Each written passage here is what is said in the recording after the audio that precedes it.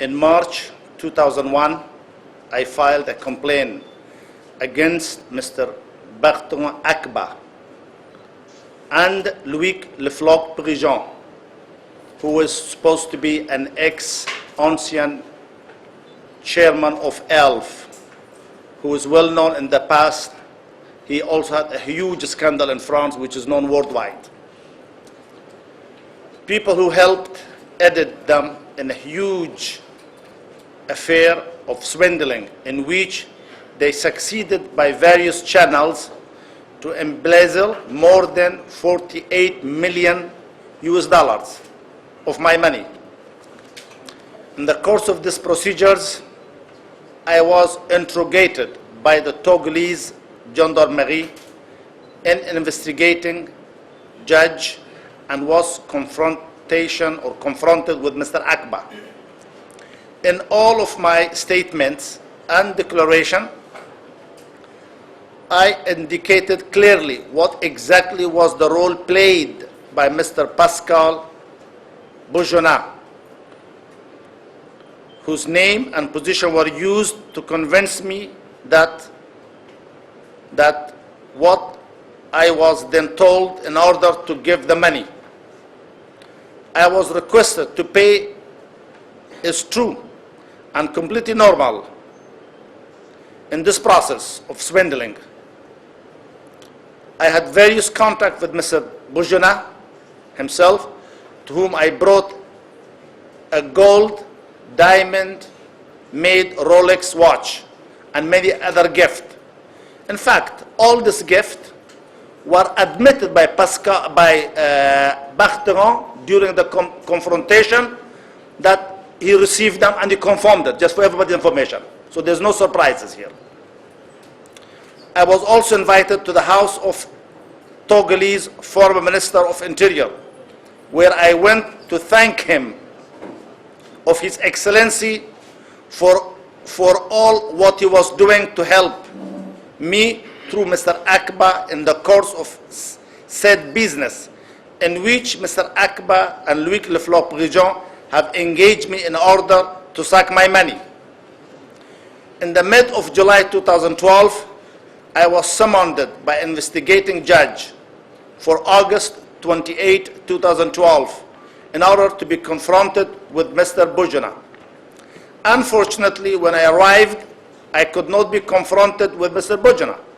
I could not understand the reason. It was quite a surprise for me, in fact.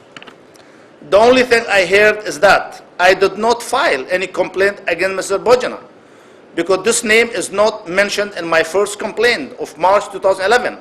I could not understand. I don't agree at all. It was absolutely was mentioned, because I clearly indicated Mr. Bougenat's role in my statement in front of the gendarmerie and the investigation judge. I repeat myself, it was absolutely stated in my first investigation that Bougenat was the center point of this case, and that's how we bring the confidence that everything is genuine in this country.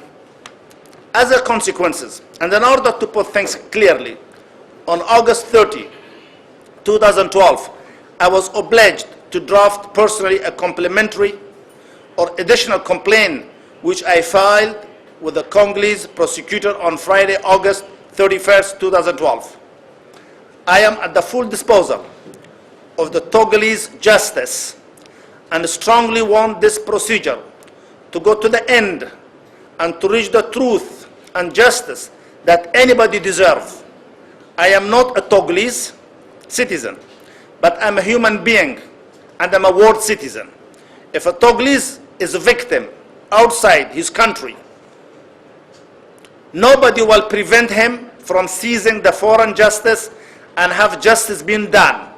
I want Togolese to understand that as a foreigner, I also deserve justice in Togo, like any Togolese citizen deserve justice in any other country.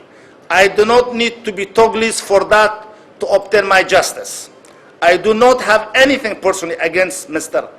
Akba, nor Mr. Bougenat, or any other person in this matter. The issue is not personal, it's a crookery they have done to me. They have been skewing account, However, to the extent that a criminal act is a criminal act is concerned. I hope that Togolese justice will deal with this matter impartially, independently, and competently. The only thing I want in my money back, if I am paid my money, I will stop any complaint against the people who are concerned in this case. I am fully and absolutely open to any settlement that will be lead to the solution that I get my total amount of the money. For me and from my point of view, the case has nothing to do with a political maneuver. In any case, let's be very clear, I don't understand that the rumors and the noise, the case political. I'm not a politician, I'm entrepreneur. I'm not a member of any local party or whatever political party in the world. I'm a businessman. My case is purely is a business case that these people have cheated me. And I want justice. Any one of you here in this room could have been anywhere in this planet. If you felt that unfairly been treated, you have right to defend your right. And you all will want a justice as a human being. And we all deserve justice. Let's be very clear.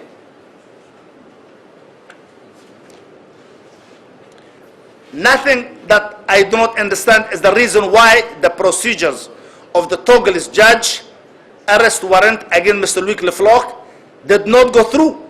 I am obliged to file another in a new complaint against the letter in France in order to have him charged, and I will do that. And it will take place, and you all will know it very soon. And integrated, I instructed my lawyers who are currently preparing these procedures in France against Mr. Louis Lefloc, and the case will be filed in France as well as from the United Arab Emirates. The whole government, the whole embassy, the whole political will be behind the case from United Arab Emirates. If the French justice are not honest with the justice, we are not going to leave the case. This is going to take place. I will make any result yield by the French procedure known as I have. I am calling you, everybody, to deal with this matter impartially and honestly, and I thank all of this who want to deal with the case for that. Thank you very much. Questions? First of all, I think to be very clear that I have investment company, portfolio management company. Portfolio management, I think you all know that I am officially registered in Switzerland for the last 25 years, that I have a portfolio management company where as a lot of wealthy people and business people, we invest, in fact, their monies and we manage the fund on their behalf. So this is absolutely my professional, in fact. And when this issues was brought to me, it was approached as investment, that these people need help because they would like to invest. Because otherwise I would have never taken an interest, in fact, to start with, you know.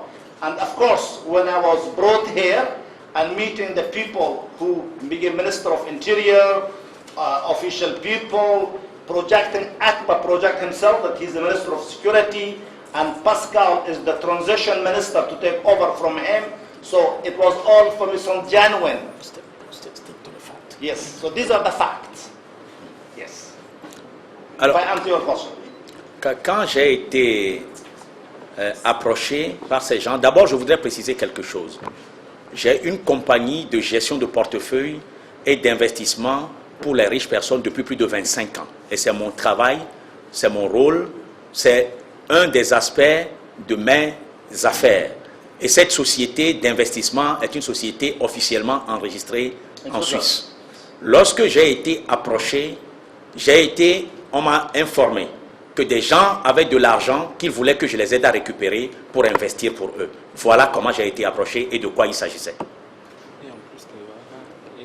Et quand je suis arrivé ici, on m'a présenté toute la situation comme de l'argent qui était au Togo dormant, qu'il faut aider les gens à récupérer et à investir. Et ces gens me disaient qu'ils voulaient mon aide parce qu'ils savent que j'ai l'habitude d'aider les gens dans différents cas. Voilà.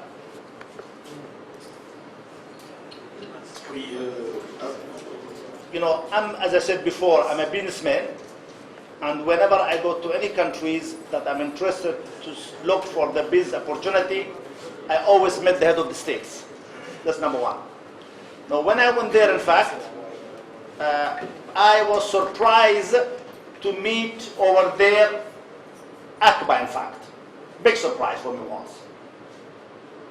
Because Akbar was not in my agenda at all, in fact. And I was not going to discuss, because I hated Akbar because I was not confident in what was going on in that time, to be frankly. So my meeting was organized over there by Louis Le Floch being my personal advisor. That I went over there and I meet the President Kamara and I discussed with them regarding oil and gas as investor, where I am an investor in oil and gas in many countries, in fact, from in Canada as well as in Africa. So that's, I hope I answer your question. Pardon, relativement à ce que vous avez dit par rapport à la Guinée, je voudrais vous dire ceci. Je suis un homme d'affaires et généralement quand je vais dans les pays, on me fait rencontrer les chefs d'État, surtout quand il s'agit de questions de pétrole. On me fait rencontrer les chefs d'État. C'est Loïc Le Floch-Prigent, qui est mon conseiller personnel, qui m'a dit qu'il a trouvé une porte pour que nous allions rencontrer les autorités guinéennes pour discuter d'exploration et d'exploitation de pétrole avec ces autorités. Ce fut une grande surprise pour moi, quand on est arrivé là-bas, de rencontrer M. Agba. Cela était d'autant une surprise pour moi que déjà, il y avait un conflit entre M. Agba et moi-même parce que je me rendais compte que M. Agba et d'autres personnes essayaient de me soutirer de l'argent, qui m'ont pris beaucoup d'argent. Donc je n'ai pas compris d'aller rencontrer M. Agba à cet endroit. Et je voudrais vous préciser que le client a dit qu'il n'a même pas voulu l'approcher, mais malheureusement, devant une autorité, il est obligé de se comporter dignement. Qu'il n'a pas prévu dans son agenda aller rencontrer M. Agba à cet endroit-là. Et il ne savait même pas que M. Agba s'y trouvait. La deuxième chose que vous avez posée comme question relativement à sa rencontre avec le chef de l'État, c'est clair, M. Abbas Youssef était venu ici, on lui avait dit que le Togo avait besoin d'investisseurs dans le domaine d'exploration et d'exploitation de pétrole. Et c'est comme ça qu'on l'a introduit au chef de l'État pour qu'il aille en discuter.